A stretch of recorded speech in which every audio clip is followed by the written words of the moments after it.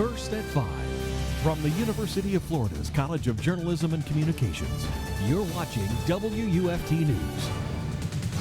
1 year ago, tragedy struck Parkland. Now what is being done to remember across Florida and the nation.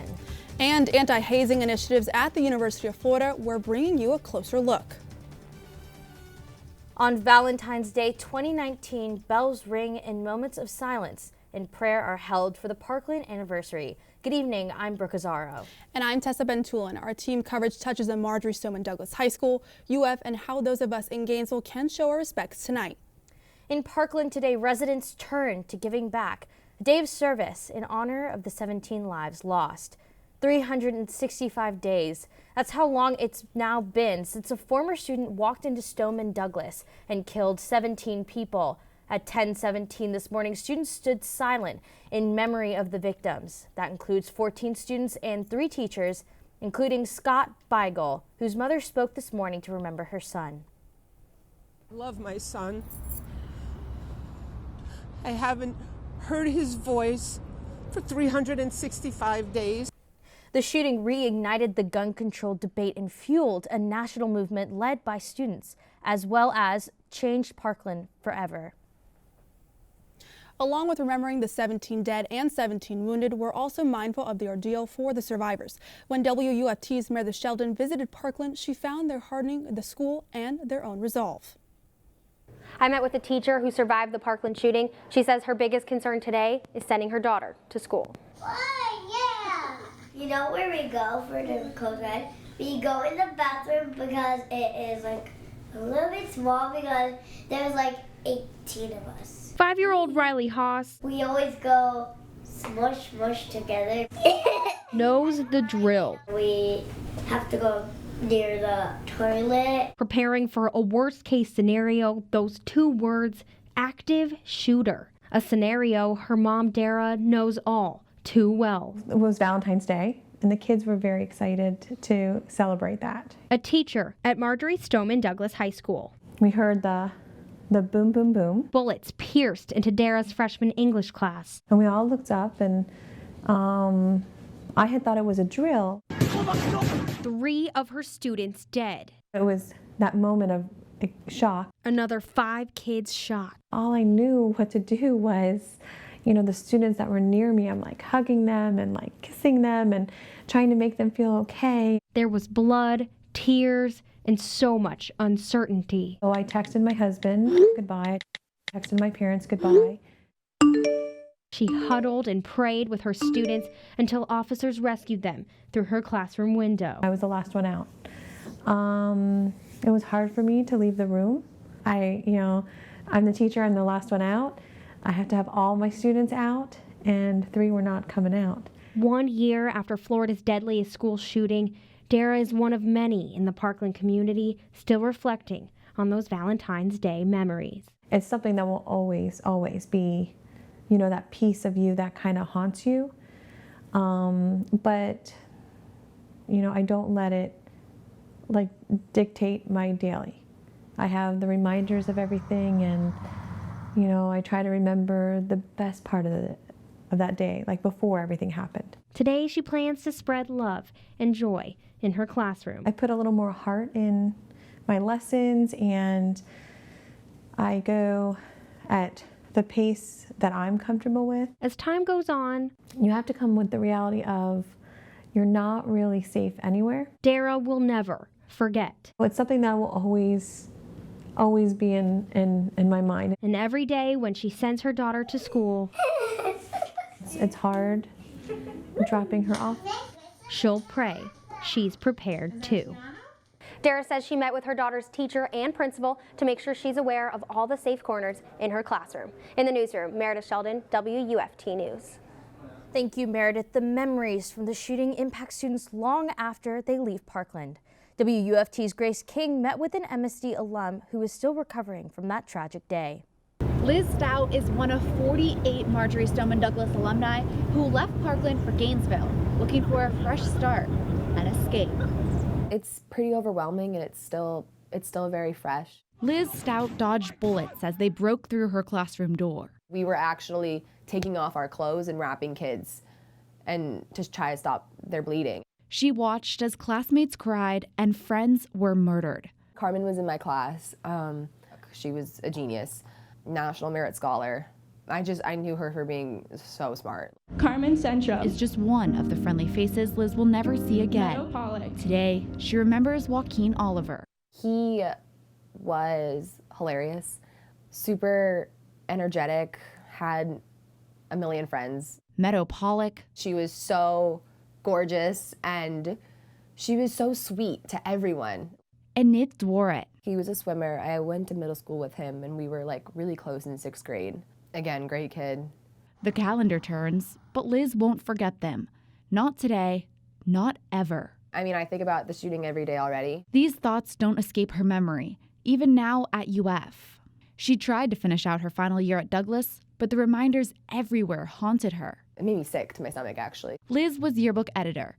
Her teammates and advisor had to finish the job without her. I lived in my classroom. The staff crafted a 450-page book in just 6 weeks. There was just so much love that went into the book. The theme? As One. There's so much meaning behind it. Like, we picked our theme as one in April of 17. So we had this whole thing in place, the design, the cover, everything was set. And then everything happened. The whole community just came together. It was amazing, and it was so fortunate that our theme was As One. A year later, the community is still coming together to help those left behind heal. When something like this happens to you, you lose your sense of innocence. You lose your sense of security. You lose your sense of everything that was real to you 5 seconds before. As for Liz, she's stronger and more aware. There's just always like that fear in the back of my head that like, who's entering this building? You know, what are they carrying? I'm always very suspicious now of people. Remembering the good days that outnumbered the bad. I loved Douglas. I loved the football games. I loved going to the baseball games. I loved my classes. I loved my teachers. And some of those friends came with her here to the University of Florida, where she's making new memories to move forward with her life. Grace King, WUFT News. Thank you, Grace. Through their art, the March for Our Lives chapter in Gainesville is remembering the victims of the Parkland tragedy. Clarissa Melendez joins us now in the studio after attending today's remembrance. Clarissa, what did the students tell you? Well, it was a moment of reflection and being able to remember the shooting victims, but in a positive light. March for Our Lives members tell me how they hope to create a supportive family community for incoming UF students who have been affected. Students remember the 17 lives lost during the Parkland tragedy 1 year ago. Marjory Stoneman Douglas High School alumni invited the public to paint rocks for our memorial garden. One of the main reasons why I'm doing all of this is for my little sister's best friend, Jamie, who was killed. I mean, I've always worn this bracelet almost every day since the shooting, just kind of always keep her in my mind. So just keep relaying a positive image. The remembrance was hosted by the Gainesville March for Our Lives chapter. The organization hopes to provide emotional support to those still mourning. Make sure that everyone in your community knows that you're there for them, and to be that voice to people and to, just be a light. And through their pain, students turn their sorrow into artistic expression. They're going to be in our thoughts, they're going to be in our prayers, but kind of have to look at the other side of it, kind of stay positive. I mean, it's the only way that you can truly heal. Teachers statewide are organizing candlelight vigils in Alachua County. It will be at 7 o'clock outside the school district office. At UF, Gainesville's March for Our Lives is hosting a candlelight vigil starting at 6:30 at the Plaza of the Americas. And in a service already underway, there's a memorial tree planting going on at Gainesville City Hall. Thanks, Clarissa. Well, that ends our Parkland coverage for today, but not our commitment to exploring issues related to school shootings. Look for continuing coverage on all our platforms, radio, TV, and online, that we're calling Generation Gunned Down. In those stories coming in the days and weeks ahead, a team of WUFT reporters will explore the aftermath of school mass shootings from Columbine to Parkland and some of the solutions to prevent the next tragedy. Well, Tessa, with everything going on in Parkland, you know, it's just incredible that it was such a beautiful day outside. I know, and after a frosty morning, it's looking to going to be warming up this weekend. Henry Coburn joins us now from the Weather Center. Well, you're right. We are warming up. We're actually in the middle of a warming trend right now. Let me go ahead and show you the temperatures we're looking at over the University of Florida. We're seeing some cloudy skies right now, and those are going to be clearing out as the evening goes on. Right now it's 70 degrees, feels a little bit cooler thanks to a little bit of a breeze coming out of the southeast. Right now we're 14 to 20 degrees warmer than we were this time yesterday. So that means we're sitting at 70 degrees in Ocala, 72 degrees in the Villages, 70 also in High Springs and Lake City. And now it is Valentine's Day. Happy Valentine's Day. And here's a look at your hour by hour for the evening. It's going to be pretty pleasant. Those clouds are going to be clearing up as the evening goes on. We're only going to be into the 50s by midnight. So it's going to be a nice night to get outdoors. Back to you. Thank you, Henry. It's an alarming statistic. 43 people have died as the result of hazing on college campuses within the last decade. Of those, 17 happened between 2016 and now, and despite best efforts to stop the trend, it can happen anywhere. WUFT's Alyssa Betancourt has been digging into local efforts to keep those tragedies from happening on the University of Florida campus. Alyssa? Yeah, that's right. And although none of those 43 deaths have happened here in Gainesville, I did find out that the University of Florida has been researching hazing incidents for decades. Some of those cases have resulted in the suspension of organizations on campus for several years, and some even cost students their membership into those groups, all for violating UF's anti-hazing policy. One former member of a Greek organization came forward to me, wishing to remain anonymous. She says the process she and others went through to join ultimately wasn't worth it. It was a lot of emotional and financial hazing, and it did have a negative impact on my health. This former Greek Life member did not want to be identified, worrying she would be ostracized by her former sisters for speaking out, but says she has seen hazing firsthand. There can't be anything that is good for you that leads you to your mental deterioration, possible death, has negative impact on your health. The vision that it may have had when being founded or anything like that is not what's perpetrated now at all. Chugging excessive amounts of alcohol, consuming drugs, and being forced to participate in activities that causes both physical and emotional distress. The activities are disturbing but still happen on campuses across the country. Max was ready to start the next chapter of his life, but the next chapter of his life was very short-lived. Ray Ann Gruber is a heartbroken mother. She lost her son, 18-year-old Max, during a hazing ritual at Louisiana State University's Phi Delta Theta House in 2017.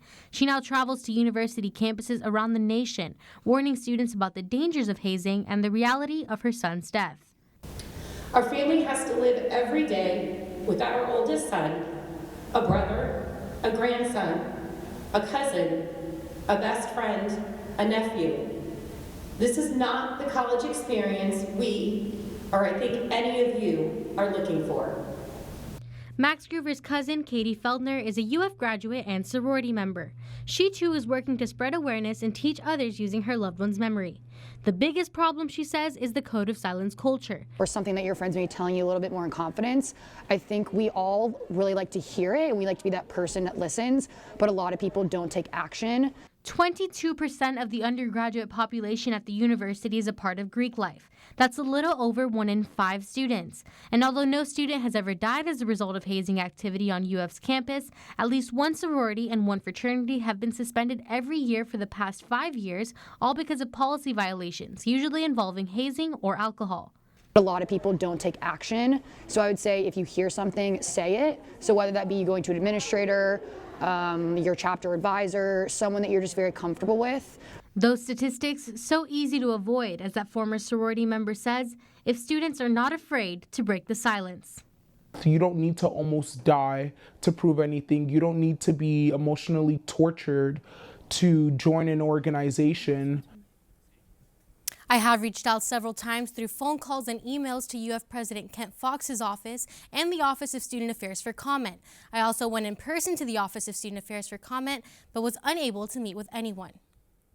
However, the university has posted a statement online addressing hazing, reading, quote, "Any action or series of actions that recklessly or intentionally endangers the mental health, physical health, or safety of a student for any purpose, including but not limited to initiation into, admission into, or affiliation with any student group or organization."